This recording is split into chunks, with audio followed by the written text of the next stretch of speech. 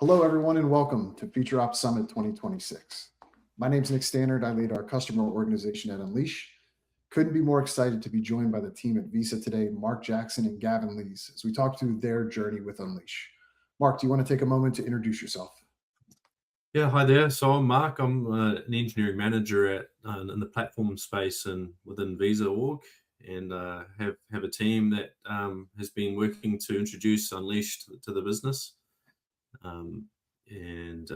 Yeah, that's it. Gavin, would love to hear a little bit about who you are. Thanks for joining us today.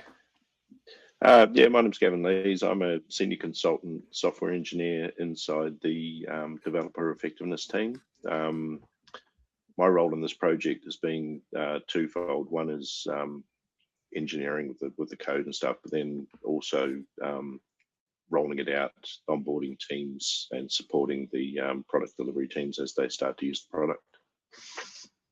Fantastic. Really appreciate you both joining us today. Just had a couple questions to understand your experience with Unleash, and really appreciate everybody taking some time. We've enjoyed partnering with you so much through all of your Unleash journey. And kind of starting with your journey, would love to hear a little bit about what was the problem you were trying to solve when you first came to us? Yeah, when we first started out, we had a bit of a gap in the capability of our platform, our product platform. FeatureOps was an unfamiliar concept within our org, and deployment and release activities were tightly coupled together. Mhm. So my team kind of aimed to enable the decoupling of those deployment and release activities, and to introduce a capability to release software gradually to customers. Mhm. We didn't have that capability, so we wanted to reduce the blast radius and the risk with that we had associated with our feature delivery. Absolutely. Thanks for sharing that, Mark. And what did the evaluation process look like? Were there any alternatives that you considered, anything that stood out as part of evaluating for a solution here? Yeah, early in our journey, we went through an evaluation of options, and we carried out a POC with different platforms. When we were looking at that evaluation, the two things that we were really looking for were across both the developer and the release experiences. They were both really important to us when we were considering the evaluation. One thing that stuck out is the intuitive UI that Unleash has.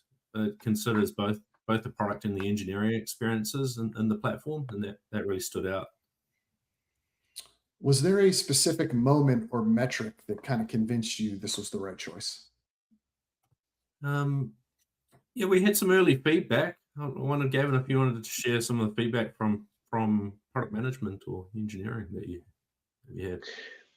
The product managers, they love it because they get to control when software gets released and how it gets released, and they have control over that. The engineers love it because they get more control over deployment. They get to control when stuff gets deployed, and they know. One of the things they also love with gradual rollouts is that engineers get to have conversations about working in areas of the code that are quite sensitive. Either they have a massive blast radius, they might be old and not currently well known, legacy areas that teams have traditionally not wanted to go into. But now, with feature flags, with gradual rollout, the ability to rapidly roll back if something goes wrong, those constraints have been removed, which engineering loves. The engineers hate legacy code that they can't improve, and a tool that gives them the ability to do that is a big win. One of the aha moments I recall actually is having some feedback that the platform is the most transformative improvement I've seen in a decade of product management within our org. So that came from a product manager involved in the pilot, and that was an aha moment for us, I think. We love hearing that, Mark, and being able to partner with you and the Visa team along the way has been so special for us. We've really enjoyed the opportunity. As you're thinking about kind of the rollout, walk us through kind of like your implementation timeline. What went smoothly? Did you hit any bumps? Is there any perspective you can provide there for us? Yeah, we intentionally started small with a POC, looking at the options, and then once we decided on a preferred option, we again started small with a pilot delivery approach in partnership with one of our product engineering teams. During that pilot, we were intentional about observing feedback both from product and engineering. and evolved our platform offering as we went. So one thing that went quite smoothly, probably the smoothest area of the pilot actually, was with both engineering and product people able to get up and running using on the Unleash UI to create and manage the features for the pilot via the feature flags. So I kind of put that down to the focused and intuitive UI that Unleash provides. I think that really stood out there. And something that went a little bumpy, I think, was more in the engineering space. So we had observed a little friction in the distribution and management of the technical API keys for accessing the platform, and we designed an in-house solution to reduce that developer friction, and that helped smooth that area a little bit. So You talked a little bit about the POC. Was there anything else you did to get the team bought in? Did you have any skeptics as part of the process? well, When, yeah, go ahead, Kim. yeah, with one of the very first features that we released as part of that POC was it wasn't a super risky feature, but it was a feature that kind of needed to work for the partner. And as part of the stage rollout, something didn't quite go right. So they weren't happy with it, and we used, because it was behind a feature flag, we could turn it off pretty much straight away. Right. And the feedback we got from the partner was that they were blown away by the ability to do that. And they said, so we explained to them, how we did it, and they said that's how we want all our stuff done in future. And that was one of the first ones. And then anybody at that stage who was on the fence or who was kind of skeptical, once they heard of that feedback from the partners, they were on board. They were all in. We after that, we got a lot of requests quite quickly. It's like, we want to skip the queue. We want to be onboarded. We want to start using this stuff now. Was there anything that surprised you during the rollout?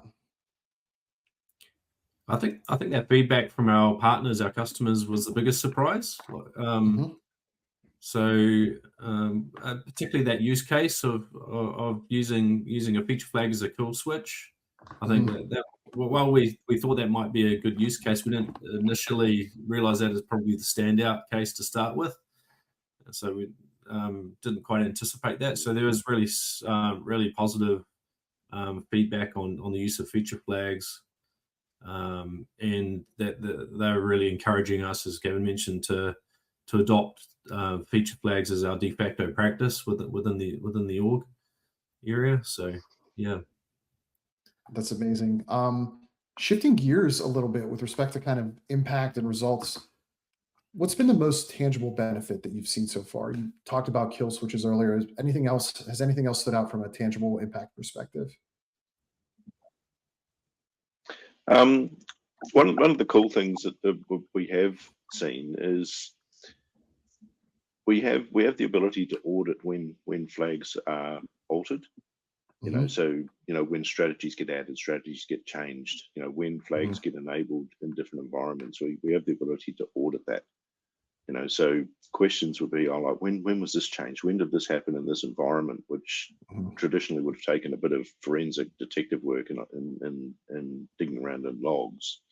We can now see very easily, which is really cool. And one of the things the product management especially like is the ability to have certain environments where change is controlled. Where engineers can request the ability to toggle a flag, and then product gets to approve it and choose when to actually apply the change. That whole approval flow that Unleash has, that's gone down really well with the product side. And I know our approval flow and audit capability is something we take great pride in. So love, you sharing kind of that perspective. With respect to the goals you wanted to achieve as part of this, have you been able to achieve those goals that you set out to accomplish? Yeah, I think we did set out to achieve decoupling deploy and release, and we definitely have early signal that we're transforming how we think about those two activities. So certainly in the teams now, they're talking about what's our release strategy, how and when are we going to release this, whereas that was previously conflated with deployment, and they were used interchangeably, and So we've certainly seen that the transition there. So from our perspective, that's a great win. So Very helpful. Any metrics that you're tracking now that you weren't able to track before? Metrics went at the fourth most forefront priority for us, I would say. So that said, we are starting to get more interested now that the platform is being adopted more broadly.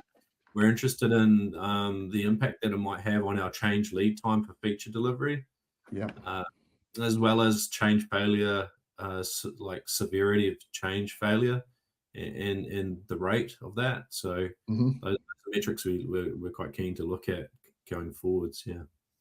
Very helpful. Very helpful. Thinking about integration and workflow, how did you kind of integrate this into your existing workflows and systems? Was there anything that stood out for you as part of your process? Yeah, integrating it into our secure software development lifecycle was something that really stood out. So getting it involved early with our security review, our security architecture group, and having a process around how to review and manage the review of features which are partially delivered. So we had a process set up for that, so that integrating that into the workflow was a key was one of the top of things of our mind really. Yeah. When you think about a typical week for your team now compared to before, what has changed or what does that look like now? I would say what's changed is that teams are looking backwards Awesome. from the end. Yeah. So whereas before they were focused on let's get in and let's start building this thing. Now they're thinking what's the end game? What's the approach to release and how we can manage risk around that release. So with the capability now there, they're really thinking about that. Any kind of final question here, kind of before we shift to learnings, any use cases that you discovered that you might not have anticipated as part of this process? Yeah, there've been a couple of interesting ones. One use case we're currently tracking. One of our PD groups has made a fairly major change in their area of the platform, and the receiving partner wants a stage rollout over 4 phases. So using the strategies and stuff built into the platform, it allows us to quite easily do that. We can say, okay, look, these are the ones we want in phase 1. Okay, turn it on for them. So anybody who logs in from one of those groups or that group, they get the new feature, but the other ones don't until it's time for their phase rollout. So that's allowed us to easily accommodate a partner-driven request for a stage rollout, which would have been a little bit of a mission before. The other one that's quite cool is another group. They've got a product that they work on, which they need to modernize it, but it's quite a big, wide-ranging product. And it's made up of a bunch of discrete chunks of functionality, right? And they were looking to modernize that. They were going to have to do a massive big bang thing and modernize the whole thing and let it all out at the same time. It was going to be very risky. But using feature flags, they can now do that one piece at a time very easily. So they're stoked about the ability to do that. So cool.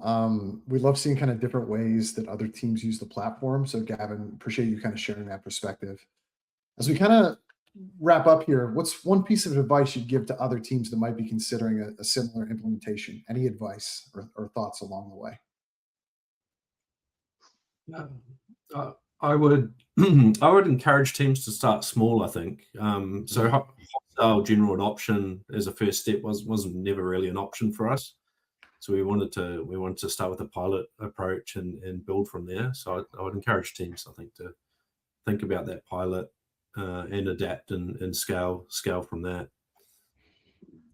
I know that you both have been stuck working with myself and Brian Duffy on our side, but would love to hear kind of how our team has been able to support you or anything that we could have done better on our side. You guys have been great, actually. There was a while back, there was another product area within Visa reached out to us and asked us what our experiences were working with you guys. And our feedback was that the support we received from you and Brian and the others in the team, how proactive you are, how responsive you are to our requests.